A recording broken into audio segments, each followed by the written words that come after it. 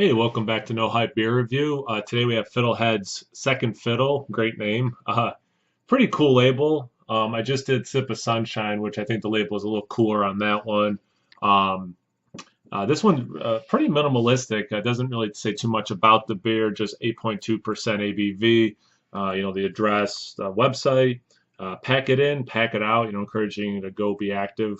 Uh, Date on the bottom. It also says laughing water, which amuses me more than it should. It's pretty funny.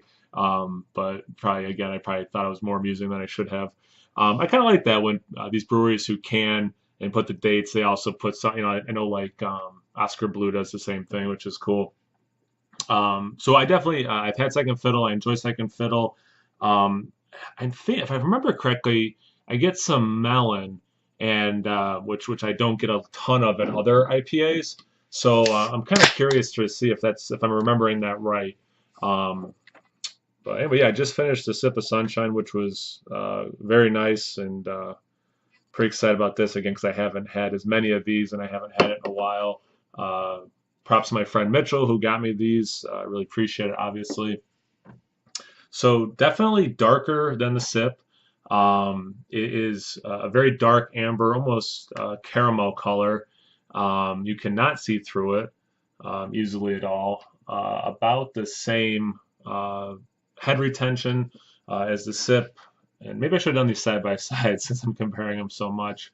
Good finger and a half, probably was more like 2 fingers when I first poured it, but definitely darker.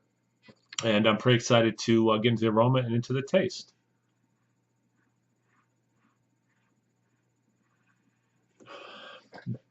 So I'm not getting the dankness that I got in the aroma of the sip, but I am getting that citrus. So it's very citrus forward in the nose.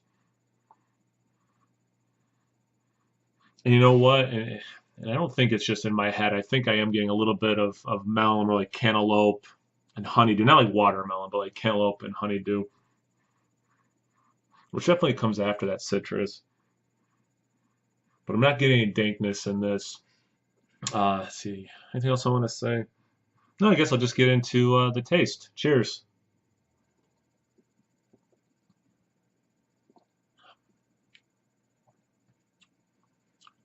Yeah, that's good. Okay. Wow.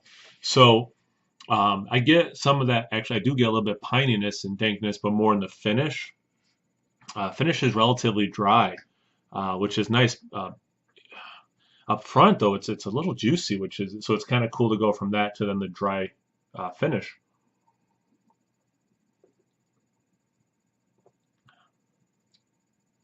Yeah, you okay? So I was remembering it correctly. I definitely get some of that melon. Again, not watermelon, more like your cantaloupe, honeydew. Not overly ripe. It's not that big of a punch. Like oh my God, but you definitely do get that. I'm not gonna say subtly, but it's also not in your face. It's somewhere in the middle.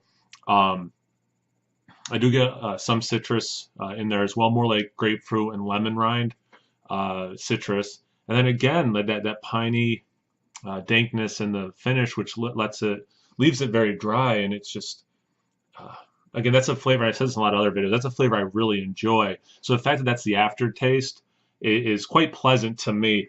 I don't think this one is as hyped as other things you can get in New England in terms of IPAs, but I do think this one is really solid. I like Mastermind a lot too from them, and I've never had them side by side to say which one I like better. But I do think Second Fiddle is definitely a solid beer. I would put it at, actually above Sip of Sunshine. And as I said in that video, if you didn't watch it, I would say this is worth seeking out. If you haven't had it, I would put other things in front of it from New England to try. Lunch, definitely from Alchemist, I would put well Crusher, Focal, and Heady actually above this and Sip. Most of the Trillium IPAs I'd put in front of it. Most Treehouse I'd put in front of it. But just because I'm saying I'd put those in front of it, um, Second Fiddle and Sip are in the conversation, right? Like they're there, they're in the conversation.